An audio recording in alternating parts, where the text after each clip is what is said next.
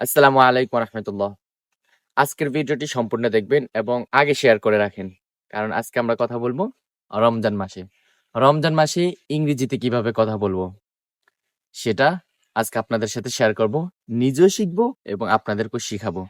আপনারা এখান থেকে ভিডিওটা দেখে আপনার বন্ধুকে শেয়ার করবেন এখন এবং বন্ধুর সাথে রমজানে কথা বলবেন ইংরেজিতে। চলুন তাহলে শুরু করি।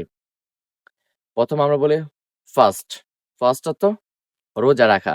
FAST fast. ফাস্ট অর্থ রোজা রাখা। যদি এটা দিয়ে এক্সাম্পল দেই, the Muslims fast during the holy month of Ramadan. মুসলিমরা রোজা রাখে পবিত্র রমজান মাসে। তারপর ফার্স্টে আমরা অনেকে জিজ্ঞেস করি, তুমি কি রোজা আছো? যদিও এটা জনসম্মুখে জিজ্ঞেস করবেন না, পার্সোনালি জিজ্ঞেস করবেন, তুমি কি আজকে রোজা? এটা কিভাবে বলবেন? এটা বলবেন, আর ইউ ফাস্টিং টুডে?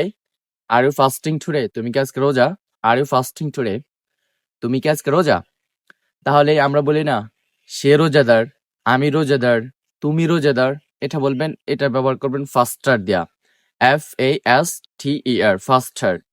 তুমি রোজাদার, ইউ আর আ ফাস্টার। আমি রোজাদার, আই অ্যাম আ ফাস্টার। আমি একজন রোজাদার। তারপরে আমরা সেহরি খাই সকালবেলা।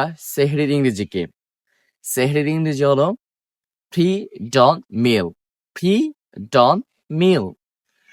এটা দিয়ে যদি আমরা সেন্টেন্স মেক করি তাহলে, we have eaten pre dawn meal together. আমরা একসাথে সেহরি খেয়েছি। আমরা একসাথে সেহরি খেয়েছি। ইফতার, আমরা বলি ইফতারের সময় হয়েছে, সেহরির সময় হয়েছে, তারাবির সময় হয়েছে। এগুলা কিভাবে বলবো? এগুলো যদি আপনি একটা স্ট্রাকচার যদি ফলো করেন তাহলে এগুলো একেবারে খুব ইজিলি বলতে পারেন। এখন কোনো জড়তা আসবে না এই কথাগুলো বলতে, একেবারে সহজ। আমরা এগুলো বলবো ইটস টাইম ফর।